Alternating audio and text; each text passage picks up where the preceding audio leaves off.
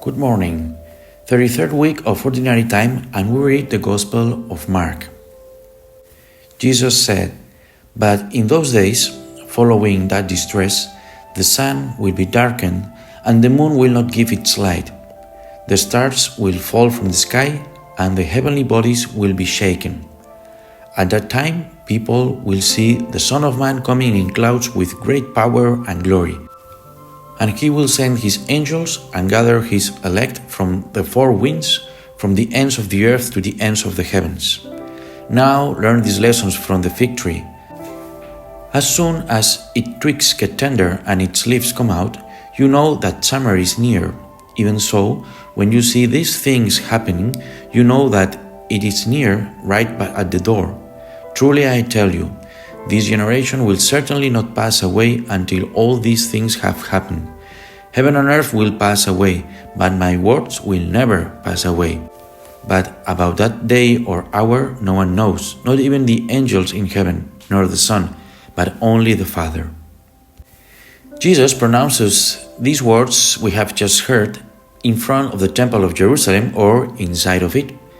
For a Jew of the first century, the Temple of Jerusalem was something majestic, both for its size, the enlargement carried out by Herod the Great, who ruled over Judea as a Roman vassal from the 37 BC to 4 BC, had been gigantic. In fact, it took 46 years to complete those works. So the Temple of Jerusalem was majestic for its size and also majestic for what it meant, the presence of God in the midst of the people, something that meant power, stability, eternity. Jesus tells them that this construction, which seemed eternal, was going to collapse in a few years, as it did in the year 70. There are realities that seem stable, indestructible, imperishable, eternal, but as Jesus says, all these things, heaven and earth, which means everything, will pass away. They will come to an end, but my words will not pass away. This way of recounting the last days on the part of Jesus is more existential than chronological and descriptive. Rather than seeing it as the end of the world, the end of time, I rather think of it as the end of an era considered indestructible. But it's not only a narrative of destruction, and that's it, that's all, but above all, it narrates how God intervenes with his salvation where it seems that everything is finished. Crisis becomes the place of God's unexpected manifestation. Heavens, the sun, the stars, at that time they were considered eternal realities, permanent, not subject to change, completely stable. They govern day and night, were the absolute point of reference for human beings. Jesus projects us to the moment when the stars no longer exist. It's an allegory. The eternal, that which we consider most important, stable, that which you say, I will always be able to count on it, is completely relativized, resized. What seemed essential is no longer so. It no longer works. What really counts remains standing. What doesn't count collapses. All of us know the Pantheon, a Roman temple destined in the past to the worship of many gods.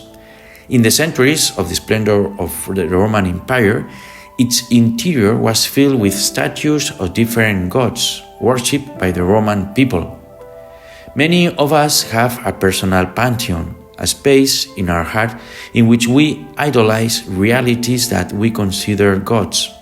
It can be economic well-being, power, fame, success, a life of full pleasure, health, culture, personal projects, a stable job, affective life, and so on. Jesus warns us that the day will come when this personal pantheon vanishes, fades away. It will be revealed as useless, as ineffective. The sun darkens. Our human wisdom enters into crisis. What so far has enlightened us in life, our points of reference, our personal pantheon, is no longer useful. This happens when there is a radical change, when we don't understand what is happening, when we are faced with events that have no answer, We experience this in our life when there is a saintly destabilization of our reference points. Health fails, we lose fame, we lose power, some affective relationship is damaged, some position of authority is lost. That on which our happiness and stability was sustained suddenly collapses. But the story doesn't end in that collapse, but in the saving action of God. When the personal pantheon of one's own idolatry collapses, then it means that Christ is coming to meet us, that He's searching for us, that He's looking for the truth inside our hearts. Heaven and earth pass away, but the words of Christ are eternal. When everything collapses, the Word of God saves us. It becomes a point of reference.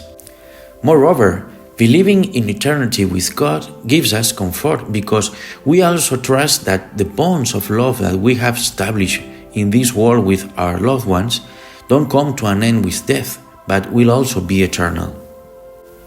At the moment of Christ's death on the cross on Calvary, the earth is darkened, but it's not the end, since in that death something was already maturing that would lead to the resurrection. Tribulations in this life, on the one hand, impoverish us, but on the other hand, they keep us in what really counts. They relativize what is less important and launch us into what really matters. If Jesus warns us that what seems very stable will fail, and that His words are eternal, what can we do? Well, caring for that which in our life will go beyond death. The chapter 13 of St. Paul's letter to the Corinthians tells us what is eternal: charity, love. All other good and important things, prophecy, wisdom, the gift of tongues, healing, will disappear. Charity goes beyond any tribulation. Charity goes beyond death. Charity is eternal. Prophecies will end. The tongues will cease. Knowledge will end. But love will never cease. The saintly destabilization of our pantheon may allow us to focus on what is truly important in our lives. And God bless you.